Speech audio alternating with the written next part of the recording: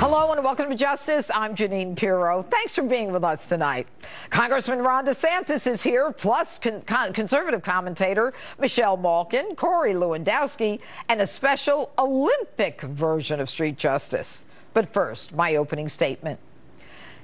There is a cleansing needed in our FBI and Department of Justice.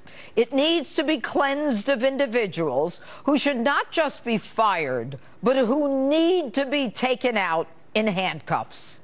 Now, there have been times in our history when corruption and lawlessness were so pervasive that examples had to be made.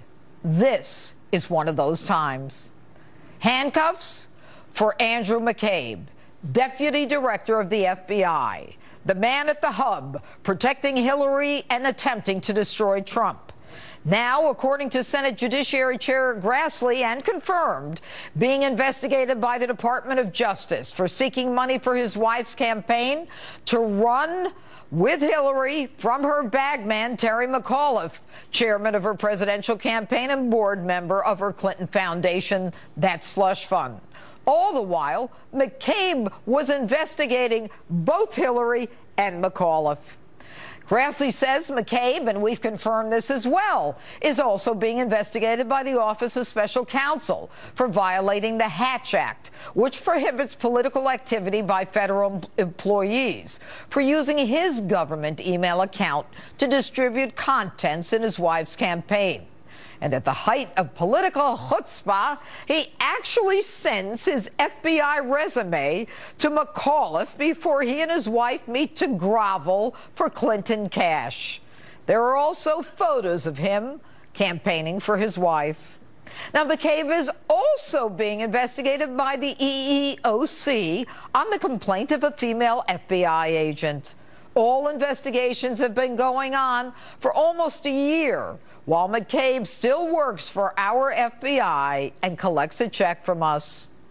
Handcuffs, too, for Peter Strzok, a high-ranking FBI agent working under McCabe, the one who actually changed the language from grossly negligent to extremely careless in Jim Comey's exoneration of Hillary Clinton.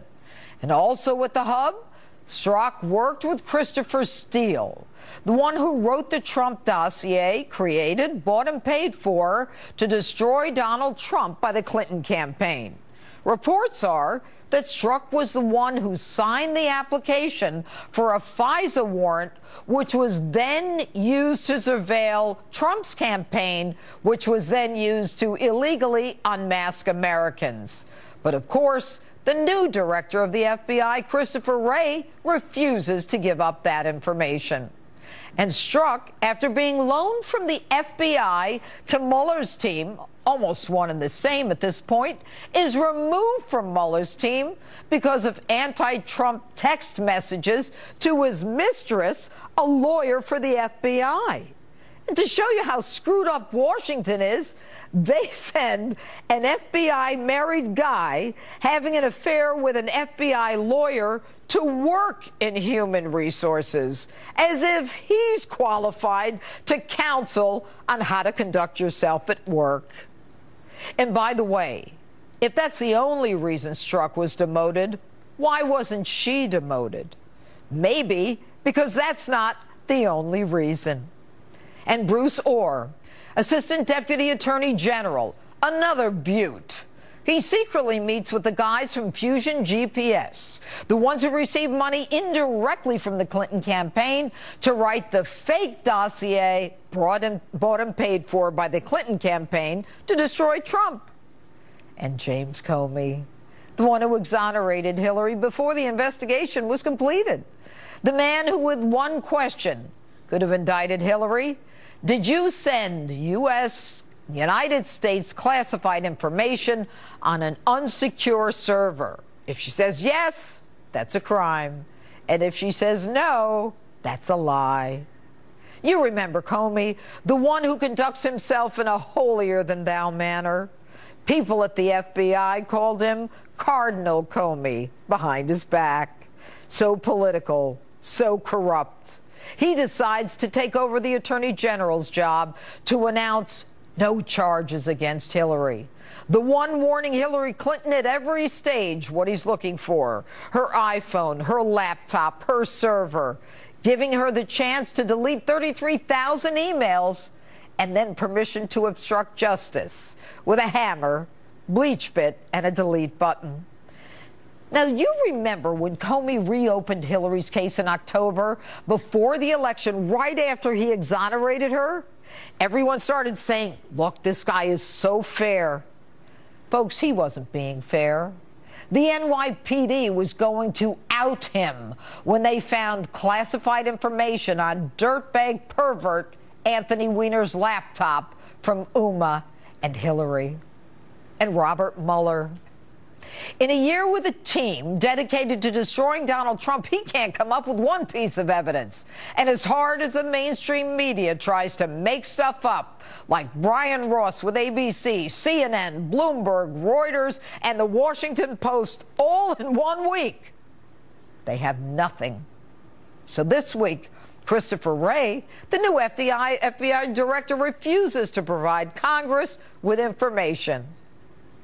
Did Peter Strzok help produce and present the application to the FISA court to secure a warrant to spy on Americans associated with the Trump campaign?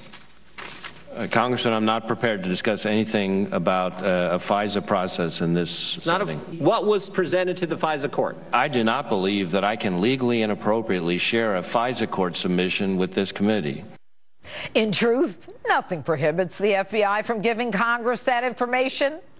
So why is Wray punting? Because a politically contrived dossier used by the FBI to generate surveillance on Trump by the opposing party in a presidential election spells disaster. For the better part of the last year, you and I have watched together as members of Congress beat their chest every time they have a hearing. Well, I, for one, am tired of investigations, politicians posturing. Something more has to be done. The stench coming out of the Justice Department and the FBI is like that of a third world country where money and bullies and clubs decide elections. It all started when Cardinal Comey destroyed our FBI with political hacks to set events in motion to destroy the Republic because they didn't like the man we chose to be our president. Well, it's time to take them out in cuffs. And that's my open. Tell me what you think on my Facebook page, Twitter, and Instagram, #Judge Jeanine.